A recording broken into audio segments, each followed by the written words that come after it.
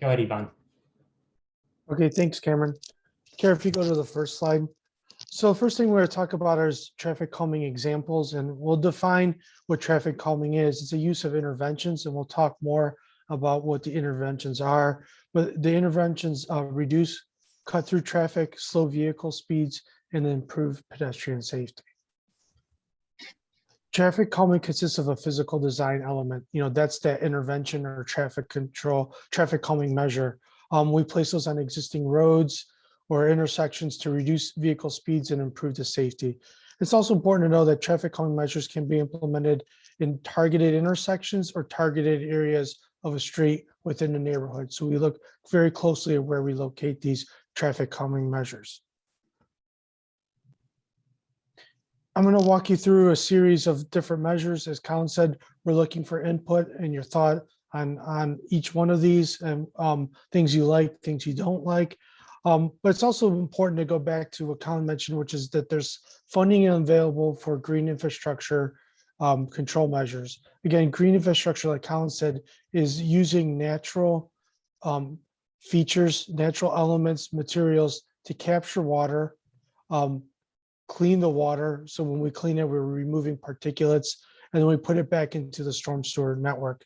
And a few of these interventions can do both things. They can help slow traffic, but also meet the requirements of the grant for green infrastructure. So the first one here is bump outs. You can see in the picture here, there's a curb that extends into the road on both sides of the street. It doesn't have to happen together. We can have one bump out. It can be on either side of the road. It doesn't matter. There could be a series of bump outs going down the road. We'll look at what the best location is. But these are great. They're highly visible. They reduce that road width. Again, they can be used for green infrastructure, and they enhance the landscape.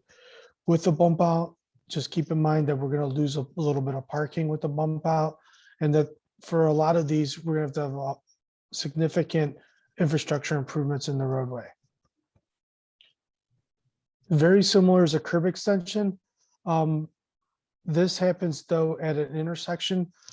So it's a bump out at an intersection. Again, it could be on one side or both sides of the road. They're highly visible. It's great for pedestrians because they reduce that road width when they have to cross the road. Again, these can incorporate green infrastructure, and they can enhance with landscape. A choker is a little bit different. It looks very similar, but the choker here, we would require the bump outs to be across from each other. They reduce the road width. The road width would have to still allow for fire trucks and safety vehicles to pass through it. But when two cars come to a choker, so there's a decision point where somebody lets the other person through, what helps slow down traffic. And they can also be incorporated with green infrastructure. Again, with all the ones we just showed, there is a loss of parking. The next one, again, in this group are chicanes, which the difference here is that the bump outs are alternating down the road. It kind of creates an S curve in the otherwise straight roadway. They can be challenging, which is a good thing. Getting folks to pay attention and causing to slow down. They can incorporate green infrastructure. There's also potential to lose parking along the road with a chicane. The last one that really can incorporate green infrastructure are tree lawns. Our tree lawns are great for planting trees, but they can also be used for green infrastructure and landscape. And when we do that, that causes folks to slow down, kind of a visual cue that you're in a neighborhood. They aren't as effective as some of the other measures we just talked about.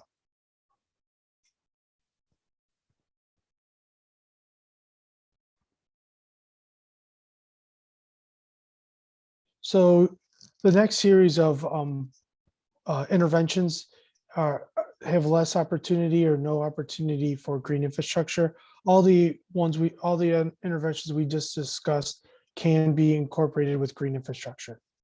So the first one is a mini circle.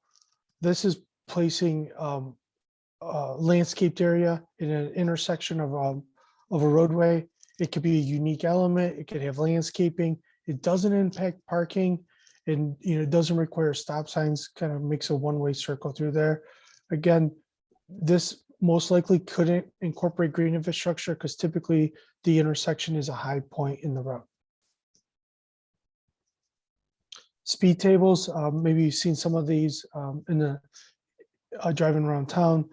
These are a visual and physical way to slow down traffic.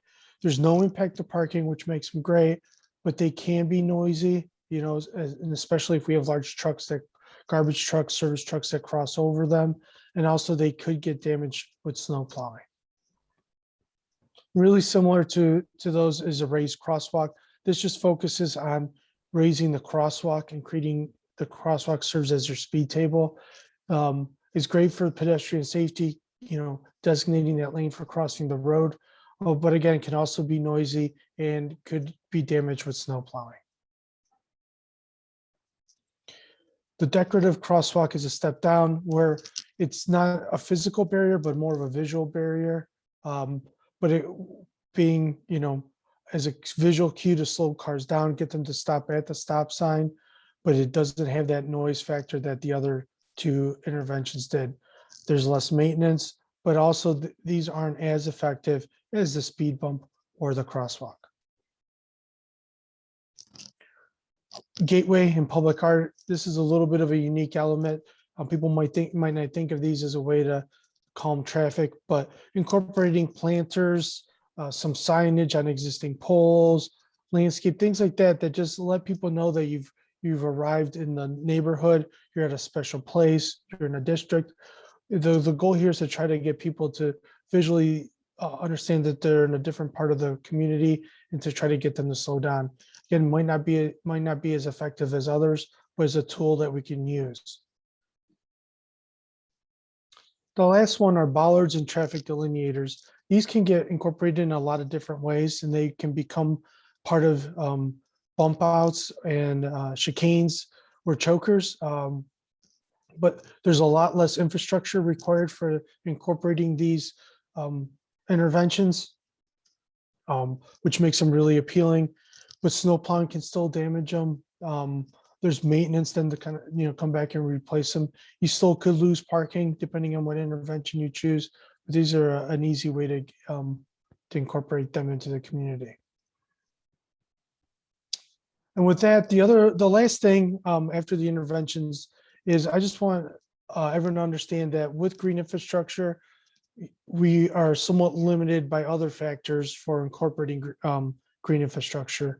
So one of the things we're going to look at when we're looking at the best location, if we choose to use a bump out or we choose to use a chicane, any of those measures, is that we want to look at the existing vegetation. We really don't want to cut down nice, healthy, large existing trees. Kind of defeats the purpose of what we're trying to accomplish with green infrastructure. Again, with grading, it's important. We want to look at which way the water's going. Roadways are challenging for grading. The center of the road is usually a high point and watersheds in either direction. But we'll look at the topo very closely to make sure we can catch as much water as we can to direct it to traffic calming intervention. The other thing we look at is the drainage network, because once we capture the water and we hold it and clean it, we have to put that water back into the drainage network. So we want to see how close we are to the existing drainage network. Luckily for this neighborhood, that shouldn't be an issue. And the last thing we consider is the available tree lawn. The tree lawn condition in this neighborhood varies greatly. Some of the tree lawns have existing trees, some are very narrow, some are much wider. We want a good width to the tree lawn when possible and a length to a tree lawn. So we're looking at those driveway locations as well when we're looking at the tree lawn. So these are some of the factors that we take into account for green infrastructure that also then work with the traffic calming measures and the best location for the traffic calming intervention. So with that, I will open it up. We'll open it up to questions and comments.